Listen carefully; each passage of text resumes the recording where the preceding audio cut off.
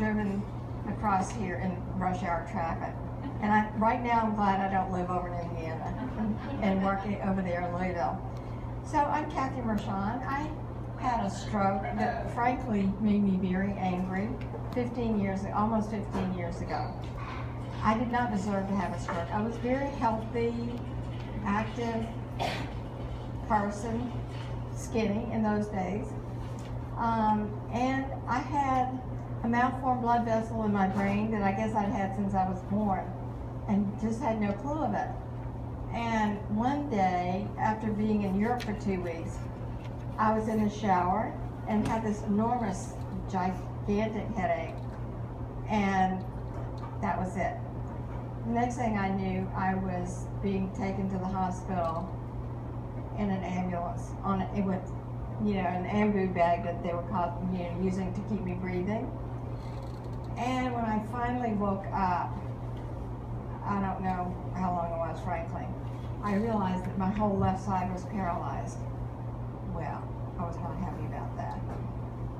So, yes, my life has changed since the stroke. But I think I would say that I'm the same person, but with several different new behaviors. For one, I've developed a mantra where I say, it is what it is.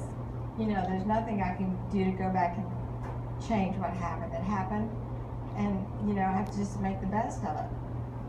But there are other things that I think have made a huge difference. One is, Dr. Shaw's right, I got married after my stroke. I had been married for 30 years and had divorced, and this stroke happened after that. So nobody could be blamed for it. Anyway, so I was seeing the person who is now my husband at the time, and he is a surgeon who is now retired, and he understood exactly what was going on. He actually saved my life, which I told him meant that he had to make sure I was happy. He said, no, I had it all wrong. So in the hospital when I was in rehab, I was really depressed, and I said to him, when I came out of the coma, I said, the good news is I woke up, the bad news is I woke up and have to deal with this. He said to me, the way I see it, we're in this together. Well, now, do you think that made a difference in my life? Yes. So we got married 2 years after that. And we have both discovered that there are a lot of things you don't think about that take two hands to do, like flossing your teeth, like reading the newspaper, and chopping vegetables and stuff like that to cook. Of course, I use that to my advantage. So I have a Kindle, and my husband does all the cooking and whatnot. But I think what I would say to you is that yes, your life does change. I was a very active professional woman who just did it all. I had a really serious career, and I had a child, and and so I thought I could do anything. And I had envisioned my life as being very full and active as I got older, skinny, running around, just doing everything I wanted to. Well, that's not exactly the case. Now, I still do a lot of things.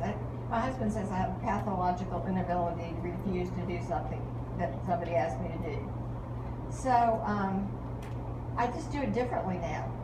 And one of the good things is that you realize very quickly that it's okay to ask for help. Now that may have been one of the most difficult things for me to do. But I've gotten really good. I'll even ask strangers for help now. Like if I'm on a plane or something and somebody offers to do something, or if they don't, I'll ask them. And so I think, in all honesty, while my physical deficits have caused me some frustration, and they still do every day, I've never been happier. I mean, I have let go of thinking I am in control of my life. And I still serve on a number of boards. In fact, that's why I was in the traffic, because I was in a board meeting over in Louisville.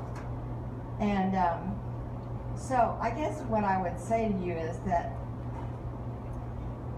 let people have, allow people to have the pleasure and the honor of helping you if it is needed.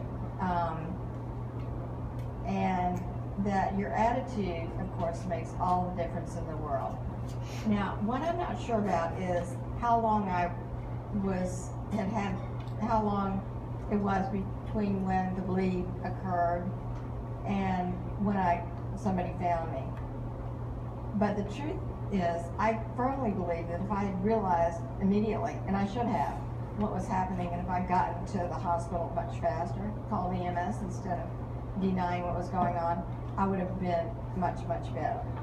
So, just to affirm what Dr. Shaw has said about the immediacy, the urgency of getting to a place, a hospital, where you can be helped is critical.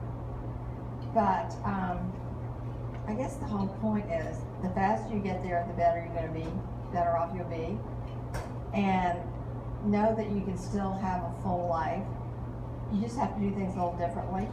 Like now I go around with a Bluetooth headset so that I don't have to use the hand I used to walk with my cane, and little things like that. You just learn to adapt. And you still have a very full life, I think. And always do what this man says. End of story. Thank you so much.